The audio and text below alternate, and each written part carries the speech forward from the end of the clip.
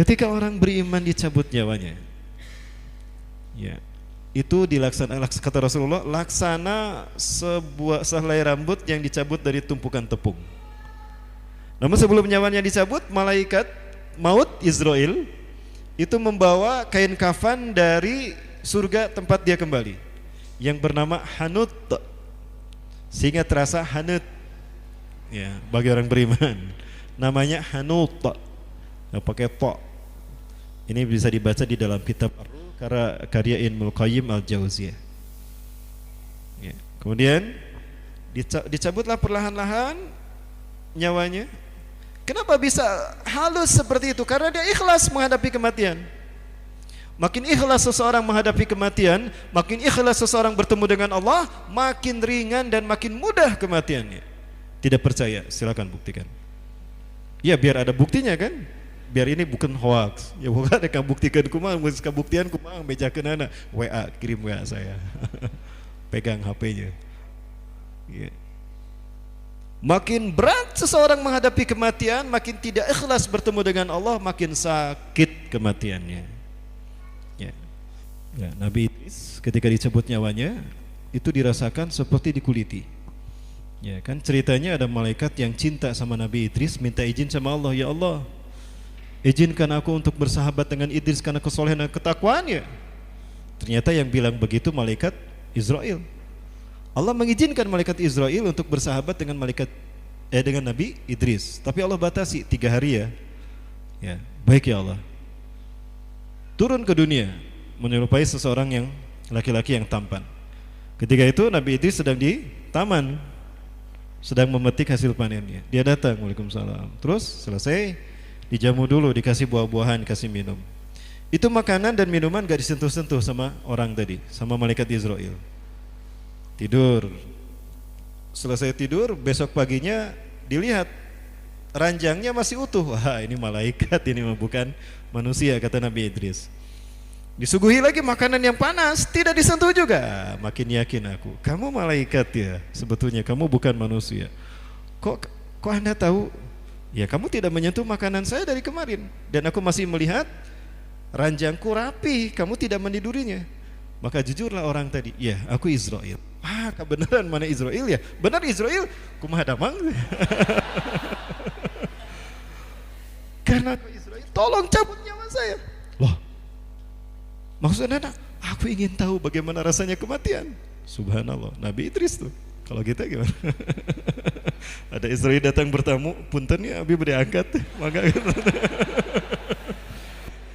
ini Israel datang diminta agar nyawanya dicabut. Tolong cabut nyawa saya.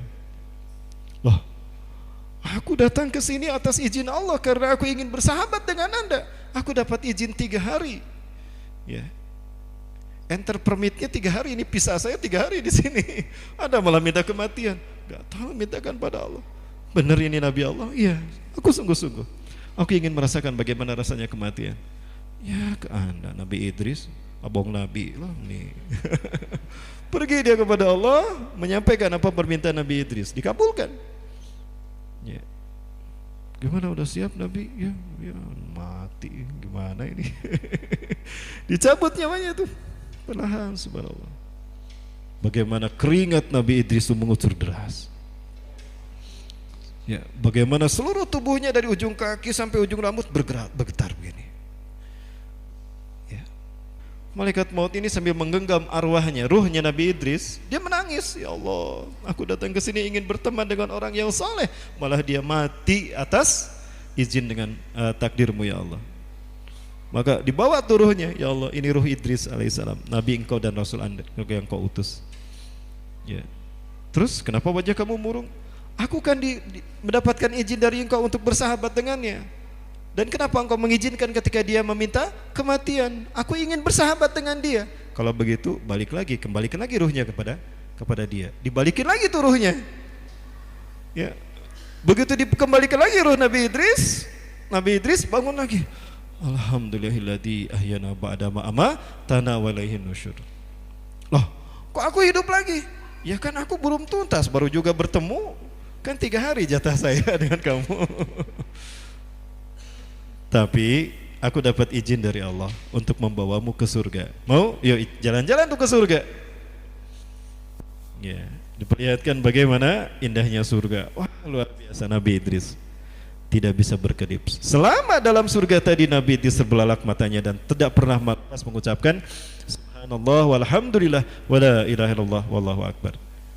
Ketika melihat sesuatu yang mengagumkan di surga, dia mengatakan hada ma wa'adana Allah wa rasuluhu wa sadaqallahu wa rasuluhu wa ma zadahum illa imana wa taslima. Inilah yang Allah janjikan dan dijanjikan Rasulnya, dan Allah tidak pernah menyalahi janjinya. Begitu pula Rasulnya. Dan bagi orang beriman akan bertambah iman dan berserah diri kepada Allah. Idris sudah selesai waktu kita. Yuk kita turun kembali ke dunia. Pinter tuh Nabi Idris. Itu sendalnya ditinggal di sana. Sebelah. Turun ke bumi. Udah ngobrol-ngobrol gini. Di mana ya sendal saya ya? Pinternya Nabi Idris tuh. Nggak ada ya. Kemana ya? Nyari apa wahai Nabi Allah? Sendal saya nggak ada sebelah. Yang wonder, iya nggak ada. Di mana sendalnya? Lupa kali tadi. Ah iya, tadi lupa ketinggalan di surga. Gimana? Anda bercanda? Tidak, demi Allah. Aku ingat, aku tertinggal di surga, itu sendalku. Jadi, tolong dong ambilin. Masa nggak saya sebelah? Kan nggak boleh pakai sendal sebelah. Balik lagi itu Nabi Idris ke surga bersama malaikat. Setelah diambil surganya, begitu mau keluar Nabi Idris menolak untuk keluar. Itu surga yang di langit yang kelima kalau tidak salah. Ayo kita keluar, nggak mau. Aku betah di sini. Ini lebih baik bagiku daripada di dunia. Tapi Anda tidak boleh di sini kecuali Anda sudah mati. Kan aku sudah mati tadi. Oh iya, akhirnya pergi malaikat Israel kepada Allah dan Allah mengizinkan Nabi Idris tinggal di surga itu karena sudah mati. Nah, nanti kalau ada malaikat Israel bilang kayak Nabi Idris, cabut dong nyawa saya. Berani. Baik, Alhamdulillah. Nah, halus orang yang beriman dicabut nyawanya. Setelah dicabut nyawanya, diletakkan di pangkuan malaikat Israel tadi. Lalu dia dengan kendi, malaikat Israel tadi mengambil 2 kendi dari surga. Kendi pertama berisi air yang menjadi air dari surga yang menjadi tempat kembalinya di danau yang ada di surganya. Dimandikan dari ujung rambut sampai ke ujung kaki. Setelah itu baru diambil kendi yang kedua, disiram dengan wewangian. Itu adalah wewangian surga yang diambil dari surga tempat kembali. Selesai begitu lalu dibalut, dibungkus sebagaimana kita membungkus jenazah, mengkafani jenazah. Selesai dibawa dipangku ke menghadap kepada Allah. Setiap sampai ke pintu langit dia berkata, Assalamualaikum iftahil bab. Assalamualaikum, buka pintu ini. Malaikat penjaga pintu langit berkata, Man hadza? Siapa ini? Ana Israel, saya Israel. Buka pintu langit ini.